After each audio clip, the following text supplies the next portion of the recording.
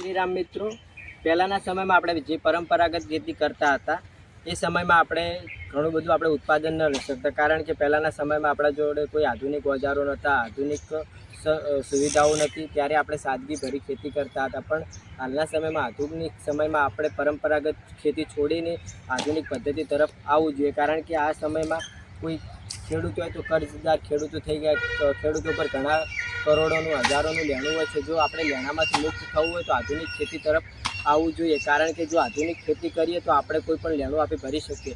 કારણ કે આપણે જ્યારે ખેતીની શરૂઆત કરીએ ત્યારે આ જાન્યુઆરી મહિનામાં આપણે 6 થી 7 પાક એવા છે કે આપણે લાખોપતિ બનાવી શકીએ, પરંતુ એમાં પૂરતા પ્રમાણમાં આપણે માહિતી પણ હોવી ખૂબ જરૂરી છે, કારણ કે ખેતી એવી વસ્તુ છે કે કોઈક વાર મળે, કોઈક વાર ના પણ મળે, પણ આપણે ખેતી કરવાનું છોડવાનું નથી. જ્યારે કોઈ પણ આપણે ખેતી કરતા હોય ત્યારે આપણું ખેતર પહેલાં એની ખેડ મજબૂત કરાવી, પહેલું સ્ટેપ 1 એ કે કહીએ તો પહેલાં આપણે ખેતર ખુલ્લું કરી નાખવાનું. કોઈ પણ પાક વાયેલો હોય ત્યારે આપણે એનું એ લઈ રહ્યા હોય એટલે પછી એના પછી આપણું ખેતર ખુલ્લું પડે તો આપણા દરેકના ખેડૂતના ઘરે આપણે ભેંસો ગાયો હોય છે તો એનું છાણિયું ખાતર ખેતરમાં આપણે ખુલ્લામાં નાખી દેવાનું. પછી એના ઉપર એક ખુલ્લી ખેડ કરી નાખવાની, જેથી કરીને આપણું છાણિયું ખાતર એમાં જમીનમાં ભળી જાય. પછી એના પછી આપણે 2 થી 3 ખેડ કરી કટર રોટાવેટર ચલાવ્યા પછી આપણે એક બેડ બનાવીને પણ ખેતી કરવી જરૂરી, કારણ કે જો આપણે બેડવાળી ખેતી કરીશું તો આપણો જે ઉગારો ઉગે, જે કે નિંદામણ ઉગતું હોય છે એ ઉગવાનું બંધ થઈ જાય, કે મંચિંગ લગાવવું પણ ખૂબ જરૂરી છે. ત્યારે આપણે ખેડ પતી જાય, ખેડ પૂરી થાય એના પછી આપણે ખેતરમાં બેડ બનાવવાની તૈયારી શરૂ કરવી જોઈએ, કારણ કે બેડ બનાવીને ખેતી કરો તો આપણું ઉત્પાદન સારું મળે. કારણ કે જો આપણે મેન્યુ પથરીએ મંચિંગ લગાવીએ એ બેડ ઉપર આપણે પાક ઝડપથી તૈયાર થઈ જાય, કારણ કે પહેલાંના સમયમાં આપણે ખુલ્લામાં આપણે વાવણી કરતા ત્યારે ઘણો બધો ખેતરમાં ઉગારો નીકળી આવતો અને આપણે નિંદામણ કરવું પડતું. 1-2 મહિના આપણે નિંદામણ કરતા હોય અને આપણે એટલા સમયમાં તો આપણે મંડીમાં ભાવ પણ ઉતરી જાય, કારણ કે જો આપણે ઝડપથી પાકનું ઉત્પાદન કરવું હોય તો અને ઝડપથી આપણો પાક તૈયાર કરવો હોય તો આપણે ખેતીમાં બેન્ચિંગ અને ક્રોપ કવરવાળી ખેતી કરવી જોઈએ. ગુજરાતમાં આપણે ઘણા સમયમાં ઘણા પ્રકારે આપણે અલગ અલગ ખેતી કરતા હોય, પણ આપણે જે વાતાવરણ આપણું અનુકૂળ આવે એ પ્રમાણે આપણે ખેતી કરવી જોઈએ, કારણ કે અમુક જગ્યાએ વધારે ઠંડી પડતી હોય તો ક્રોપ કવર લગાવવાની ખૂબ જરૂર પડે છે.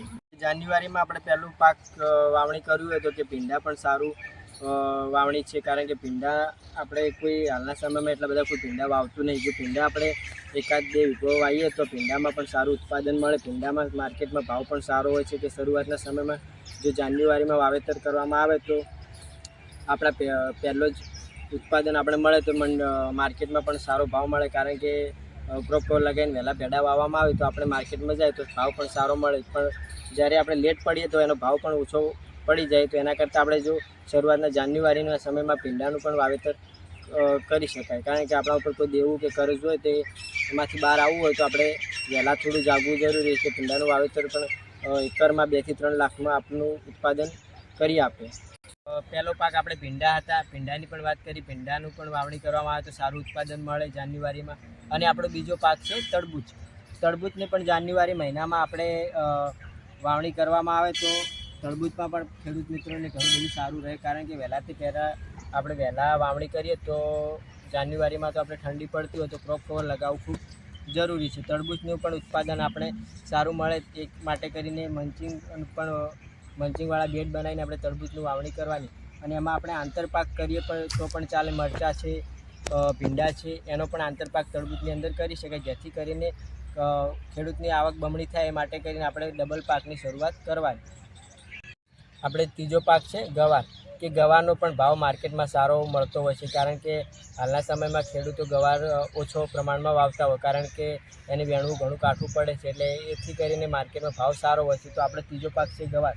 જો ગવાર 1-2 વીઘા વાવવામાં આવે તો ગવારમાંથી પણ ઉત્પાદન સારું મળે, એનો ભાવ પણ માર્કેટમાં શરૂઆતમાં 70 થી 80 રૂપિયા પર કેજી મળતો હોય છે. તો આપણે ખેડૂતોએ ગવાર પણ વાવવો જોઈએ, કારણ કે નવીનતાપૂર્વક ખેતી કરવી જોઈએ, કે આપણે જે પહેલાં વાવતા હતા બાજરી, ઘઉં, રાયડો એ પણ વાવવું ખૂબ જરૂરી છે. પણ એની સાથે જે તમારું 10 વીઘા હોય એની સાથે તમે 2 વીઘામાં આવી રીતના અલગ અલગ ખેતી કરો તો તમારે બમણી આવક પણ થાય. આપણો ચોથો પાક છે જાન્યુઆરીમાં કે ટમાટર. ટમાટરમાં પણ માર્કેટમાં સારો ભાવ મળતો હોય છે, કારણ કે જ્યારે જાન્યુઆરીમાં વાવેતર કરવામાં આવે કે ફેબ્રુઆરી પછી આપણે માર્કેટમાં ટમાટર પહેલાં જ આવે તો આપણે એનો પર કેજી 30 થી 35 રૂપિયા પાકા ટમાટાનો હોય છે, અમુક વાર 50 થી 60 પણ હોય છે. જેવું આપણે મંડીમાં આપણે ઉત્પાદન આવતું હોય એ રીતના ભાવ હોય છે. તો ટમાટર પણ વીઘામાં 2 વીઘામાં ઘણું બધું એનું ઉત્પાદન મળે છે, કારણ કે એમાં મહેનત ઓછી લાગે પણ પાકમાં ઉત્પાદન આપણને વધારે મળતું હોય છે. તો ટમાટા પણ વાવવા ખૂબ જરૂરી છે.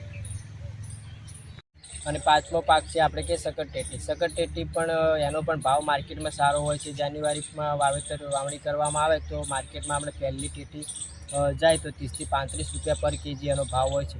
એમાં આપણે અમુક બાબતોનું ધ્યાન પણ રાખવું.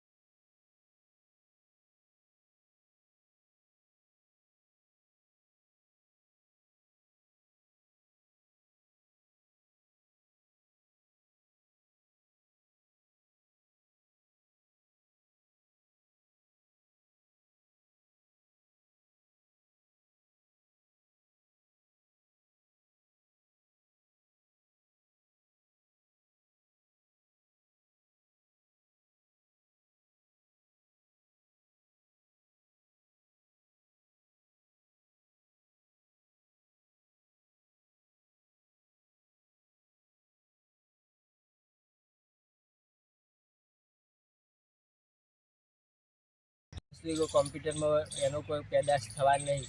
સમય બદલાશે, બધું બદલાશે, પણ ખેતીમાં આપણે કયું બદલાવાનું નહીં. ખેતીમાં આપણે આધુનિક પદ્ધતિવાળી ખેતી અપનાવવાની છે, જેથી કરીને ખેડૂત દેવા મુક્ત બને, આપણો ખેડૂત આગળ આવે, આપણે ભવિષ્યમાં ખેડૂતો ખૂબ ખુશી જીવન ગુજારે. એ માટે કરીને આપણે ખેડૂતોને નવી સારી પદ્ધતિવાળી નવી ખેતી તરફ આપણે જઈએ.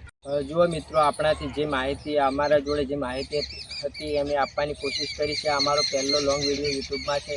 તો તમારા બધાના સપોર્ટ હોય તો અમારી ચેનલને સબસ્ક્રાઈબ, લાઈક કરજો, જેથી કરીને અમારી કોઈ નવી પદ્ધતિવાળી ખેતી કે નવી ખેતીનો આપણે વિડીયો આવે તો જલ્દીથી તમને જાણવા મળે, અને તમે પણ અમારી જેમ નવી પદ્ધતિવાળી ખેતી અપનાવો અને અમારી ખેતી જુઓ. એ માટે કરીને તમે અમારી ચેનલને સબસ્ક્રાઈબ કરજો. જય શ્રી રામ.